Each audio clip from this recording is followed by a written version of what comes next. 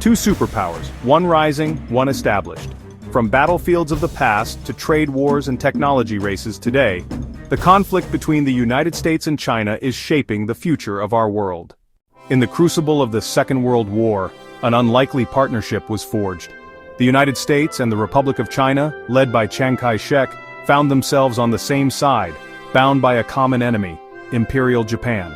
American military advisors and the famed Flying Tigers Volunteer Air Corps provided crucial support to Chinese forces, fighting shoulder to shoulder in the rugged terrain of the China-Burma-India theater. But this was an alliance of necessity, not of shared values. While Washington saw a potential great power to stabilize post-war Asia, deep ideological currents were already pulling the two nations in vastly different directions, setting the stage for a dramatic and turbulent future. That future arrived with breathtaking speed. The end of World War II did not bring peace to China, but instead reignited a brutal civil war. By 1949, the US-backed nationalists had been defeated, fleeing to the island of Taiwan. On October 1st, from the Gate of Heavenly Peace in Beijing, Communist Party Chairman Mao Zedong declared the founding of the People's Republic of China. For American policymakers, steeped in the emerging doctrine of containing Soviet influence, this was a catastrophic failure. The loss of China to communism sent shockwaves through Washington, fueling a domestic political firestorm and fundamentally altering the geopolitical landscape of the Cold War. A former ally had become a formidable new adversary. Washington's response was swift and unequivocal, a policy of total diplomatic isolation. The United States refused to recognize Mao's government, throwing its full support behind Chiang Kai-shek's exiled regime in Taiwan, insisting it was the one true government of all China. The US used its immense influence to ensure Taiwan held China's seat at the newly formed United Nations, effectively shutting the world's most populous nation out of the international community. This two China's policy created a deep and lasting wound. For Beijing, it was a profound national humiliation and an unacceptable interference in their internal affairs. The seeds of rivalry weren't just planted, they were sown in the bitter soil of ideological conviction and geopolitical standoff. The rivalry soon erupted from a cold standoff into a hot war.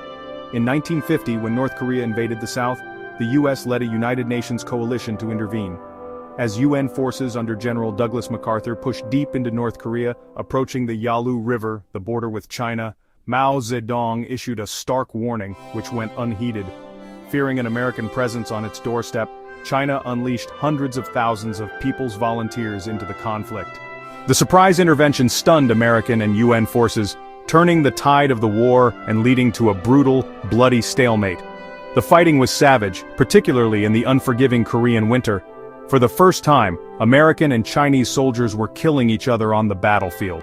The war cemented a generation of enmity and proved that the new China was not only willing but capable of challenging American military power directly.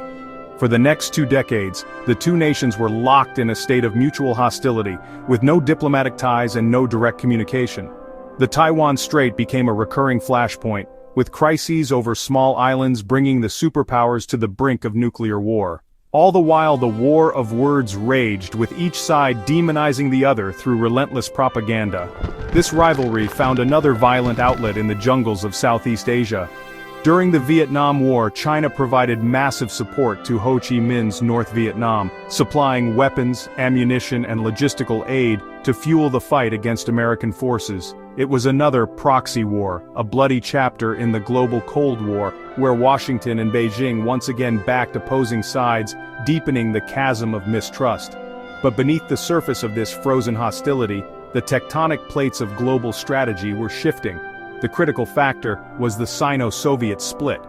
The two communist giants, once allies, had become bitter rivals, even clashing militarily along their shared border. This created a stunning opportunity. In Washington, President Richard Nixon and his national security advisor Henry Kissinger saw a chance to play the China card, to exploit the rift and fundamentally reshape the Cold War balance of power. For China, an alliance with the US offered a powerful counterweight to the Soviet threat and a path out of diplomatic isolation. After a series of secret negotiations, facilitated by the surprising spectacle of ping-pong diplomacy, the unthinkable happened. In February 1972, Richard Nixon, a man who had built his career as a staunch anti-communist, landed in Beijing. The visit was a masterpiece of political theater, culminating in the historic handshake with an ailing Mao Zedong. It was a moment that stunned the world, a pragmatic pivot that ended 25 years of isolation and antagonism. The great rivalry was not over, but it was entering a profoundly new and unpredictable phase. The story of this modern rivalry begins not with a bang, but with an opening. In the late 1970s, emerging from the shadow of the Cultural Revolution, China's economy was stagnant. Its new leader, Deng Xiaoping, initiated a radical policy of reform and opening up. He established special economic zones, coastal enclaves that became laboratories for market capitalism. It was an invitation to the world, and American companies were first in line. They saw an unprecedented opportunity, a vast pool of low-cost labor and a potential consumer market of over 1 billion people. American corporations rushed in, shifting manufacturing for everything from textiles to electronics eastward. For these companies, it slashed production costs and boosted profits. For China, it was the engine of a national transformation, lifting hundreds of millions out of poverty and turning the nation into the world's manufacturing hub. This forged a deep symbiosis. A walk through any American store revealed the new reality, with shelves stacked high with products made in China. For American consumers, this meant an era of affordable goods. The two economies became inextricably intertwined. Beijing became Washington's largest foreign creditor, holding vast sums of U.S. debt, while America's supply chains grew dependent on Chinese factories. For decades, this interdependence was hailed as a force for stability, a win-win that made conflict seem remote. But as China's economy soared, so did its ambitions. The spectacular 2008 Beijing Olympics was more than a sporting event. It was a display of immense organizational power and national pride. The vast wealth from its economic miracle was now systematically channeled into modernizing the People's Liberation Army. Outdated hardware was replaced with cutting-edge technology, stealth fighters, advanced naval destroyers, and its first aircraft carriers. The economic partner was visibly evolving into a formidable strategic peer. In Washington, the calculus changed. The perception of China shifted from a developing partner to a primary challenger. The U.S. initiated its pivot to Asia, strengthening regional alliances and repositioning military forces. This new tension found its most dangerous expression in the South China Sea.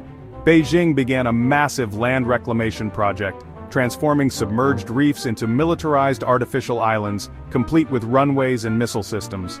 This bold move asserted China's expansive territorial claims and directly challenged decades of American naval dominance in a waterway crucial for global trade. The era of engagement was giving way to an age of open competition. The simmering rivalry between the United States and China erupted into open economic conflict in 2018. Under President Donald Trump, the U.S. administration declared that the era of quiet diplomacy was over, citing a massive trade deficit, allegations of intellectual property theft, and practices of forced technology transfer that it claimed cost the American economy billions. Washington launched a trade war. It was a multi-front assault, beginning with tariffs on steel and aluminum before escalating to cover hundreds of billions of dollars worth of Chinese goods, shaking the foundations of global commerce. China, refusing to be cowed, responded in kind. It imposed its own retaliatory tariffs on American products, targeting key sectors like agriculture and manufacturing. The ensuing tit-for-tat exchange sent shockwaves through global supply chains, impacting businesses and consumers far from the front lines. Suddenly, the deep economic interdependence that had defined the relationship for decades felt less like a source of stability and more like a vulnerability for both sides. But this was never just about trade. It was about who would write the rules for the 21st century. The battleground swiftly expanded into the critical domain of technology. At the heart of American concerns was Beijing's Made in China 2025 inches plan, a state-led industrial policy aimed at dominating future technologies like AI, robotics, and quantum computing. The U.S. saw this not as fair competition, but as a state-sponsored campaign to displace American tech leadership. The conflict zeroed in on Chinese tech giants like Huawei, which the U.S. accused of being a threat to national security, particularly through its leadership in 5G network technology. Washington placed Huawei on an entity list, a move designed to cripple its access to critical American components, especially advanced semiconductors. At the heart of this tech war lies a tiny yet all-powerful component: the semiconductor. These chips are the lifeblood of the modern world, powering everything from smartphones to advanced weapons systems. Recognizing its vulnerability, the US launched the CHIPS Act, a massive investment to bring semiconductor manufacturing back to American soil. This move was a direct challenge to Asia's dominance in the field, particularly that of Taiwan, home to TSMC, the world's most advanced chip maker. The fight for semiconductor supremacy became a central pillar of the new Cold War. While economists tallied the costs of the trade war, military strategists watched a far more dangerous front emerge. Today, the most dangerous flashpoint is the island of Taiwan. A thriving democracy of 24 million people, Taiwan exists under the constant threat of invasion from Beijing, which views the island as a renegade province that must be unified with the mainland by force if necessary. The United States, bound by law to provide Taiwan with the means to defend itself, maintains a delicate policy of strategic ambiguity. But as China's military becomes more powerful, and its rhetoric more aggressive, sending fighter jets and warships to intimidate the island on a near-daily basis, that ambiguity is being tested like never before. The standoff over Taiwan is fueled by one of the most rapid military buildups in modern history. The People's Liberation Army has transformed into a formidable high-tech force, developing hypersonic missiles that challenge American defenses and expanding its navy into the largest in the world. In the South China Sea, it has built and militarized artificial islands, creating strategic outposts to project power. The US has responded by reinforcing its own military posture and strengthening its network of alliances, like the AUKUS Pact with the UK and Australia, and the Quad with Japan, India, and Australia. The waters of the Indo-Pacific are now crowded with the world's most advanced navies. One miscalculation, one accidental collision could spark a direct clash with catastrophic consequences.